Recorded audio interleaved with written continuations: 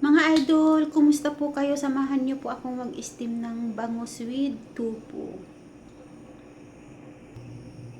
So, ilalagay muna natin yung tofu. Hinati ko lang siya.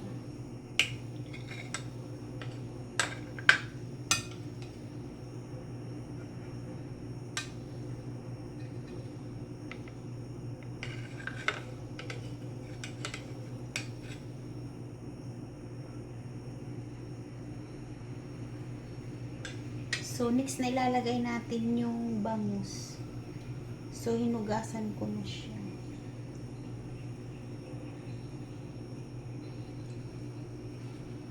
At maglalagay tayo ng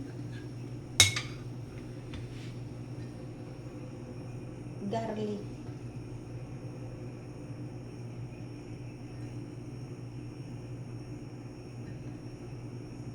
So, ikakalat lang natin siya.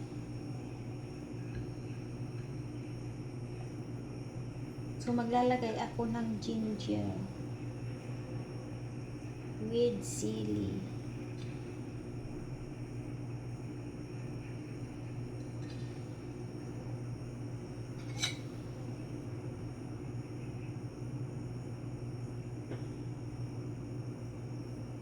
So, next ilalagay natin yung black beans.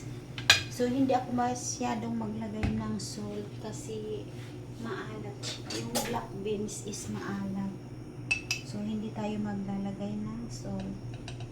So, ikakalat lang natin tong black beans.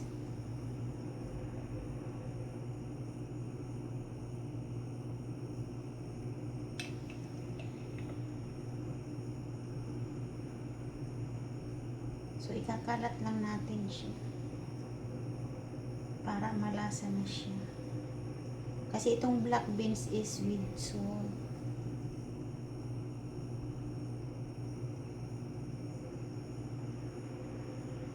So, hindi yung mga ano po kasama ay hindi masyadong ano sa salt. So, ganyan lang siya. So, maglalagay tayo ng magic syrup. So, maglalagay ako ng magic syrup.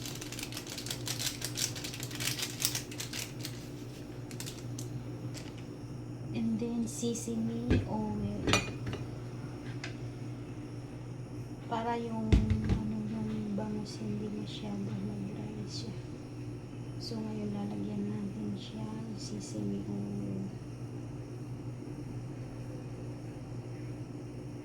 Kasi yung sabaw noong isda, pwede natin i-ulam sa kanin. So, ilalagay natin yung sili para kaunting hanghang siya. So, i-steam natin to ng 15 minutes.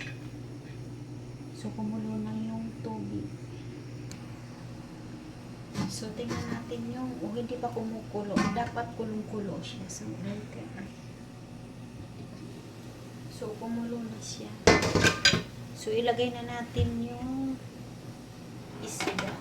So, i-steam lang natin siya ng 15 minutes. So, tatakpan natin.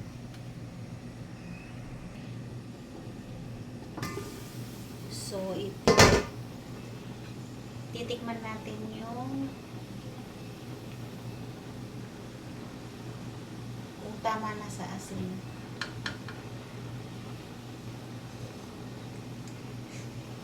So, katamtaman lang yung ano yung taste niya. So, ang sauce niya is very black.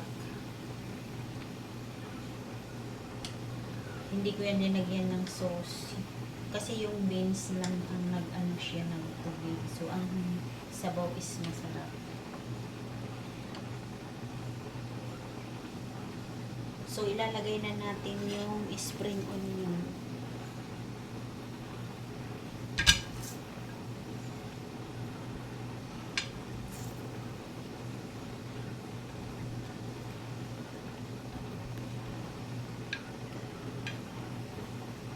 So, 2 minutes na lang.